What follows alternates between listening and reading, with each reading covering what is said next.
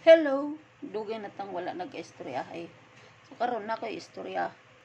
Kung naay mga ginikanan nga nagahuna-huna sa ilang mga anak nga ilang mga retirement benefits, napo ay mga anak nga nagahuna-huna nagalantaw sa retirement benefits sa ilang mga ginikanan.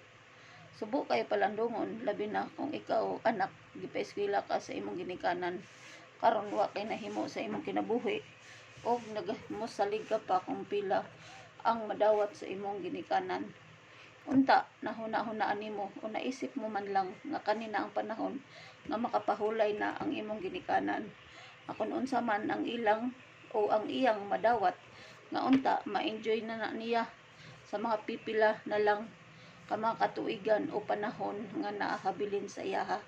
Dili kay hasta ikaw boarding ka lang gihapon sa imong ginikanan nga unta mao na ni ang panahon nga makapahulay na sila sa mga obligasyon nila sa inyo ingon nga mga ginikanan, tungod kay dapat sa karon sa imong pangadaron na makatindog na ka sa imong kaugalingon.